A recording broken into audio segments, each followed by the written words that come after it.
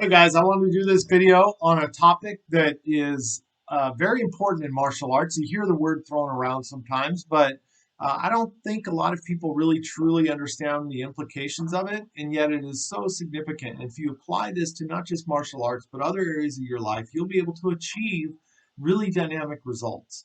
And this word is called Tanren, Tanren, and it's comprised of two parts, two kanji, Tan and Ren. And uh, tan is uh, it, it's the process of improving the quality of metal uh, by hitting it from the top to the bottom. It's the hammering of the metal. It's to beat on the metal. The red part has to do with improving the quality of the metal by removing the impurities from it. And both these processes use very, very intense techniques. And the way this concept or this word Tanren really applies to, or really is related to, the making of a sword. And when you look at the process of making a sword, there's a lot of symbolism here. So let's take a look at this. So to make a weapon, you have a big hunk of metal, right? And this is raw metal. It contains all kinds of different things, impurities, maybe different kinds of metals, etc. But the process is to heat this metal with such intense heat that the metal softens and becomes liquid. So it changes its property. It becomes liquid. And when it becomes liquid, the impurities separate. The impurities become, oftentimes it floats to the top, falls to the top. And there's a process of sifting out those impurities. And you do this until the metal is as clean and pure as it can be.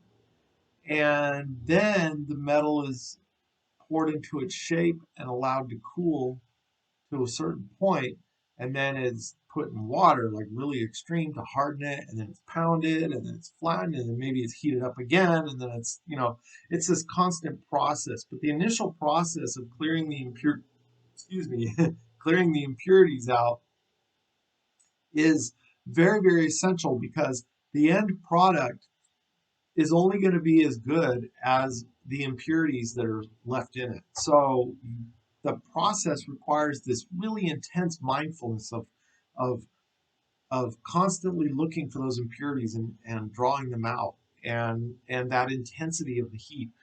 The other process of just the hammering and shaping and pounding, and in the case of swords, you're folding the metal and you're pounding it and folding it and pounding it.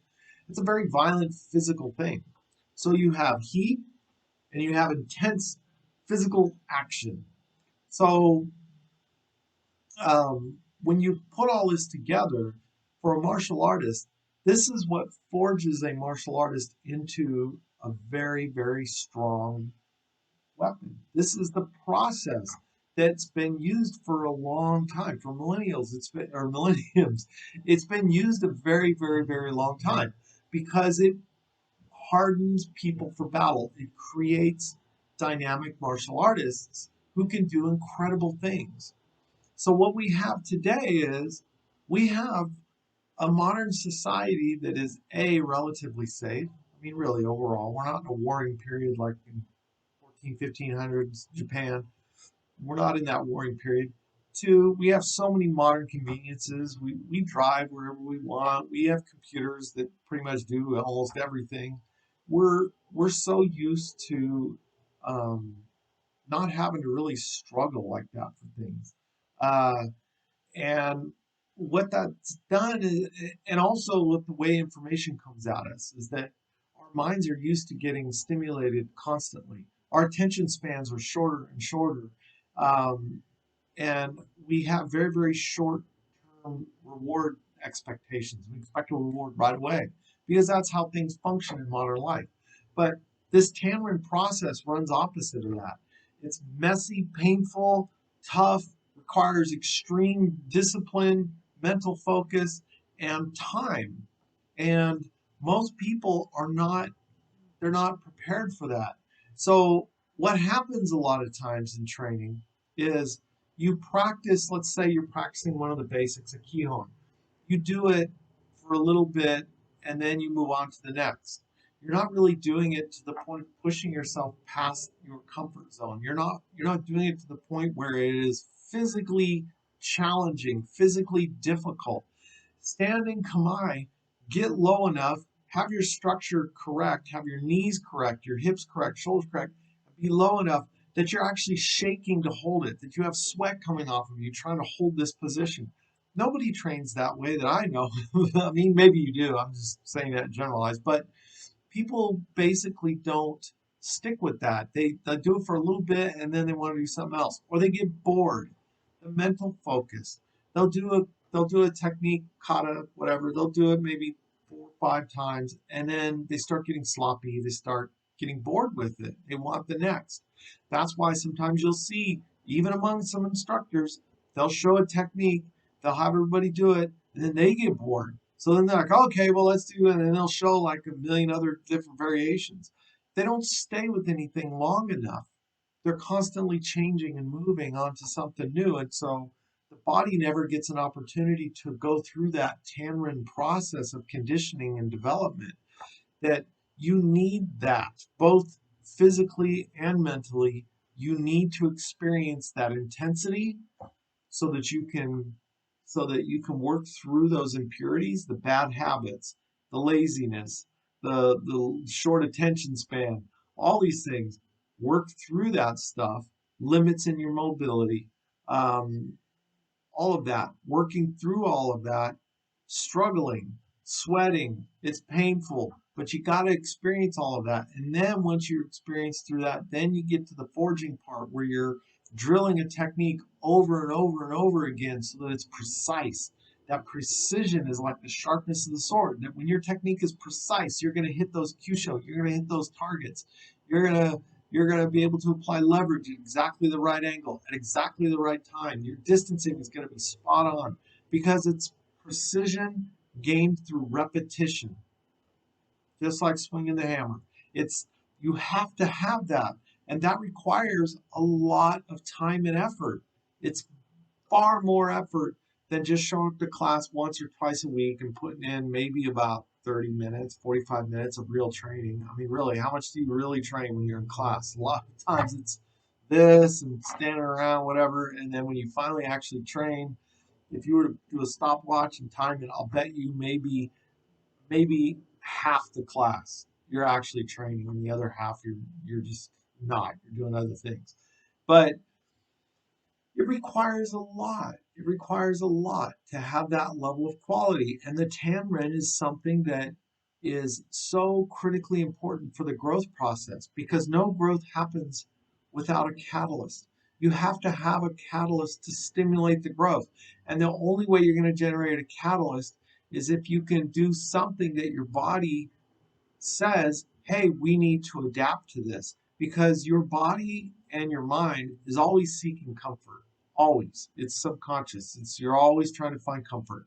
So the body adapts to whatever you expose it to that's not comfortable. It will adapt to try to find comfort. That's why when you go to the gym and you lift weights, if you do it to the point where you're struggling to lift those weights, you're generating micro tears in the muscle that the body then generates growth hormones and proteins and stuff and starts using that to then not only repair those muscles but build more muscles because it doesn't want you to do that again.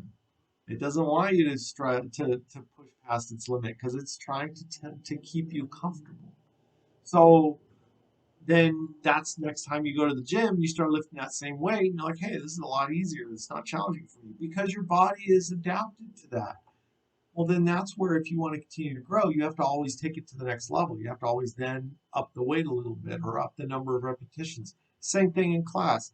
You're doing your kata and you're doing it maybe 10 times, but then you're bored or you're wanting to do something else, start getting sloppy. Start staying mindfully focused on what you're doing so that eventually that becomes easy for you to do. So you can do it 20, 30 times in repetition with the same level of focus, the same level of drive to continue to keep practicing that same technique. When you reach that, then you know you've adapted mentally and physically to be able to stay focused that long on doing something. And then you can increase that if you want. Um, Increase the way you're doing something. That get lower to the ground where it's difficult to do. Now try moving from that depth where it's very, very difficult, maybe even painful. But eventually you keep trying to do that, and then it starts getting less painful, less difficult. So then maybe you go a little lower, or maybe you try to move a little farther, or whatever. You challenge yourself. And then with your partner, start out slow, get things right. And then once you get it right, then speed it up a little bit. But then when you start to see that the technique breaks down, then you back off a little bit, work it right at the point where it's just starting to break technical form, and then add repetition to that until you're able to comfortably do that correctly at that rate, and then up that intensity a little more, challenge you, and then keep repeating until eventually you're able to do it correctly, consistently, and with precision. Then up that intensity until finally maybe you're able to do the technique full speed with control, precision, everything. And that's a process that takes time. You're not going to get there right away. You're not going to get there in a month. You're not going to get there in 6 months. It may take you years to get to that level. So this Tanren is very important for your growth, that you have to be willing to embrace the suck. You have to be willing to experience the intensity of the heat. You have to be willing to accept and be honest about the flaws and impurities that come out through this process in you. Be humble about that. Um, because that's how you're going to grow. That's how you're going to heal, or that's how you're going to develop um, uh, even further. Because if you're just masking your deficiencies, you're like the sword with the impurity in it. The first time it goes in battle, it snaps in two. So it's very important that you follow this process, and that you be honest and open and willing to experience the parts about yourself you probably don't like, and maybe others are going to see parts of you that you know, oh, you're not as good as you thought you were.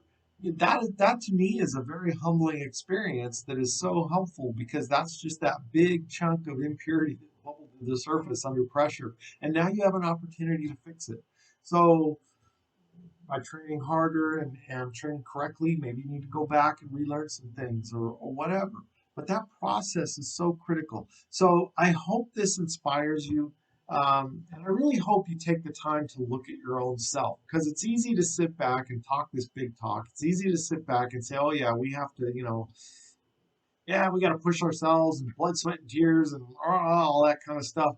But when it comes to actually your own training, are you living that example? Are you really, truly, truly following that in your own path? And I'm not talking about just martial arts, I'm talking about everything. But are you really, truly challenging yourself?